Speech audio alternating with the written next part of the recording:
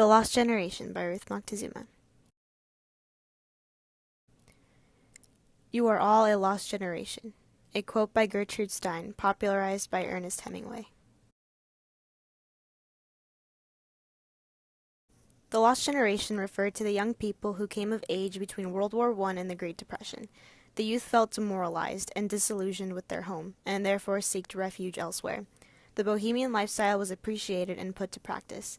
Many fled to Europe, where they believed that it would be better. It was normal to be reckless and aimless. In fact, the youth became hedonistic and cynical of the world around them. Some famous authors of this time period include Ernest Hemingway, F. Scott Fitzgerald, T.S. Eliot, and Gertrude Stein. Ernest Hemingway was probably the most influential writer of the Lost Generation. His famous works include The Sun Also Rises, A Farewell to Arms, and Men Without Women. He became an ambulance driver in Italy during World War I. He also worked in the Italian front lines in the war. At the age of 18, he received a Silver Medal of Bravery. Hemingway moved to Paris, where he found better opportunities and creative freedom. He also won the Nobel Prize. In Paris, he was amongst other writers and poets who also helped establish the genre of the Lost Generation. Hemingway's novel, The Sun Also Rises, is a love story that explores the emerging flamboyant femininity of women in the 1920s through the character of Lady Brett Ashley and the loss of masculinity in the character of Jake Barnes. Famous quotes from The Sun Also Rises. You can't get away from yourself by moving from one place to another. I can't stand it to think my life is going so fast and I'm not really living it. Don't you ever get the feeling that all your life is going by and you're not taking advantage of it? Do you realize you've lived nearly half the time you have to live already? How did you go bankrupt? 2 ways. Gradually, then suddenly. You're an expatriate. You've lost touch with the soil. You get precious. Fake European standards have ruined you. You drink yourself to death. You become obsessed with sex. You spend all your time talking, not working. You are an expatriate, see?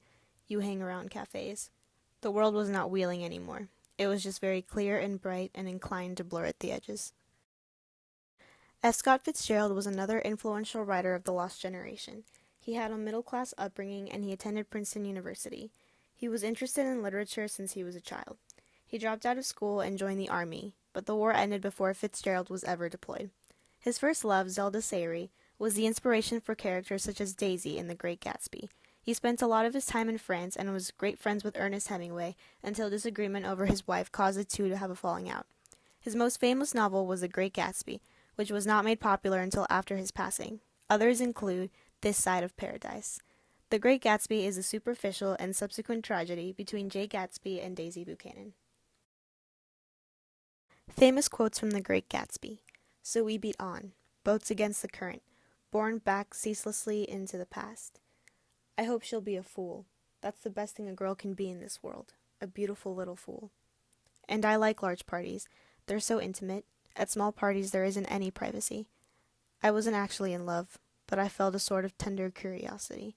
I was within and without, simultaneously enchanted and repelled by the inexhaustible variety of life. You see, I usually find myself among strangers because I drift here and there, trying to forget the sad things that happened to me. There must have been moments even that afternoon when Daisy tumbled short of his dreams, not through her own fault, but because of the colossal vitality of his illusion. It had gone beyond her, beyond everything. He had thrown himself into it with a creative passion, adding to it all the time, decking it out with every bright feather that drifted his way. No amount of fire or freshness can challenge what a man will store up in his ghostly heart. Literary connection. The Great Gatsby and The Sun Also Rises both portrayed the lost generation with their use of complex, pleasure-seeking characters that were never emotionally fulfilled. Daisy Buchanan's superficial needs and Lady Brett Ashley's sexual desires characteristically made them empty and as a result never able to fully love their male love interests. Gatsby's obsession with the person he thought Daisy was ended up being his undoing, while Jake's caring nature was exploited by Lady Brett Ashley, who ultimately could not love him because of his impotence. History and social issues. Following the stock market crash, women attained low-paying and low-status jobs. They needed anything they could get in order to make money for the home. The Great Depression gave rise to an increasing crime rate with petty theft due to people's desperate need for money. Suicide rates increased during the 30s. There were cases of malnutrition, and some women resorted to prostitution due to lack of money. Mass migrations occurred in which many Americans left the country in order to find better places to live, usually in Europe. Paris had lower living rates, thus many writers of the lost generation, including Hemingway and Fitzgerald, took to Paris's coffee shops for inspiration and an escape from the States. Economic security was the primary goal in the States. They sought help from the government in reaching this goal. Although many families were helped with the New Deal, discrimination against women and non-whites was still rampant. Cultural impact. The Roaring Twenties served as a time for materialism. People became obsessed with lavish living and the need to be accepted over previous values. There was also an increase in consumerism as a result. Women saw a sexual freedom in the 20s with their bob haircuts and favoritism of lanky boyish frames. Although they had freedom in the 30s, mothers went back to work. They were believed to be working only because they needed to, not because they should. People still believed that they should be devoted to housework.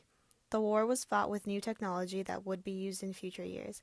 As a result of new technologies and different tactics, there were 37 million casualties in the war. The youth was forced to mature faster due to the war and the Depression.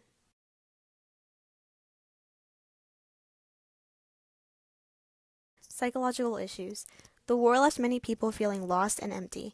Post-war, people focused on the Roaring Twenties and engaged in reckless behavior in order to forget their situations. These young people further spiraled into madness, with the effects of the Great Depression as a result of the 1929 stock market crash. Suicide rates increased, alcohol use increased, and people bought cheaper cigarettes, all due to the need for an escape.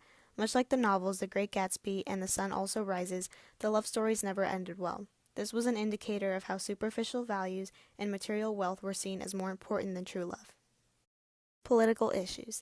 The Red Scare occurred, and Americans grew scared of communism, and as many as 650 people were arrested under suspicion of being communist members. The presidents in the time period included Warren G. Harding, Calvin Coolidge, Herbert Hoover, and Franklin Roosevelt. Strikes and riots occurred in the United States, which instilled fear into the people who grew increasingly hopeless towards the government. Prohibition made the possession, creation, and consumption of alcohol illegal. This stretched onwards until 1933, when it was made legal again. Religious issues. Initially, popular church leaders believed the rate of new members would increase due to the Great Depression, but it remained pretty stagnant. There was an average increase of 5% amongst new religious membership within the lower classes. There was no increase amongst the middle and high classes. The highest demographic in the church was still females. However, one thing that did garner popularity was religious radio coverage from people like Charles Coughlin, because most families had a radio. There was a decrease in religion amongst youth and people who comprised the lost generation, because their disillusionment caused them not to believe in God. The Roaring Twenties was a time of economic prosperity. The war had just ended and the transition to peacetime proved to be difficult for some. Although there was economic prosperity in most sectors, the agricultural industry continued to struggle. Herbert Hoover convinced industrial leaders to increase wages in order to help the country get back on its feet. Although for the most part the rich became richer, urban workers' wages increased by 20%, and there was mass production and mass consumption.